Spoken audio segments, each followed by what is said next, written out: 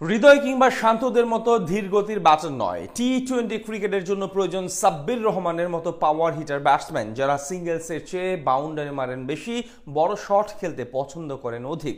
বড় বড় দলের সাথে জিততে হলে সাব্বিরদের মতো ক্রিকেটার প্রয়োজন বাংলাদেশ দলে। টি-20 ক্রিকেটে ভালো করতে হৃদয় শান্তদের বাদ দিয়ে কিভাবে আগানো উচিত বিসিবিকে, সেটাই জানবো রিপোর্টে।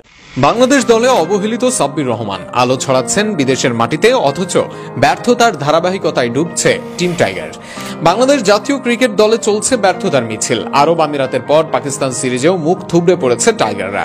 একের পর এক হারের বৃত্তে বন্দী বাংলাদেশ ক্রিকেট। কোথাও ব্যাটিং ব্যর্থতা, কোথাও বোলিং ভরাডুবি। তবে সামগ্রিকভাবে ব্যর্থতার মূল কারণ টপ অর্ডারের ধ্বংসস্তূপ, বিশেষ করে 3 ও 4 নম্বর পজিশনে থাকা ব্যাটারদের নাজুক পারফরমেন্স। 3 নম্বরে খেলেন নাজমুল হোসেন শান্ত, আর 4 নম্বরে তাওহিদ হৃদয়। কিন্তু বারবার সুযোগ পেলেও দলের প্রত্যাশা পূরণ করতে ব্যর্থ তারা। দুজনের ব্যাট থেকেই বের হয় না প্রয়োজনীয় রান। ব্যর্থতার বৃত্তে ঘুরপাক খাচ্ছে এই গুরুত্বপূর্ণ দুটি পজিশন, অথচ এই দুই পজিশন বাংলাদেশের ব্যাটিং লাইন আপের মেরুদণ্ড হওয়ার কথা। বিকল্প হিসেবে একসময় সৌম্য সরকারকে আনা হয়েছিল এই পজিশনে, কিন্তু তাও ফলপ্রসূ হয়নি, কারণ সৌম্যকে দলে নেওয়া হয়েছিল এমন সময় যখন তিনি নিজেই ছন্দ হারিয়ে বসেছিলেন। প্রশ্ন থেকেই যায়, একদিকে ফর্মে না থাকা ক্রিকেটারদের বারবার সুযোগ দেওয়া হচ্ছে, অন্যদিকে যারা দারুণ পারফরমেন্স করছে তাদেরকে রাখা হচ্ছে একেবারেই দল থেকে বাইরে।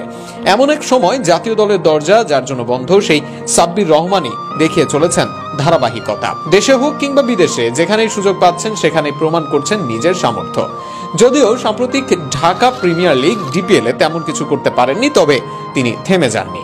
এবার ইংল্যান্ডের মাটিতে নিজের ঝলক দেখালেন সাব্বির। ইংল্যান্ডের টেমস ভ্যালি ক্রিকেট লিগের ডিভিশন 1-এ ডক্স ব্রিজ ক্রিকেট ক্লাবের হয়ে খেলতে নেমে 96 বলে 152 রানের এক মহাকাব্যিক ইনিংস খেলেছেন এই ডানহাতি ব্যাটার। ওই ইনিংসে 9টি বিশাল ছক্কা হাঁকিয়ে বুঝিয়ে দিয়েছেন সাব্বির এখনো ফুরিয়ে যাননি। তিনি যে এখনো আগুনের মতো জ্বলছেন তা মাঠেই দেখিয়ে দিচ্ছেন। এই ইনিংস শুধু একটা ম্যাচ জেতানোর গল্প নয়, এটা সেই চেপে রাখা প্রতিভার বিস্ফোরণ, যাকে জাতীয় দলে আর জায়গা দেওয়া হয় না।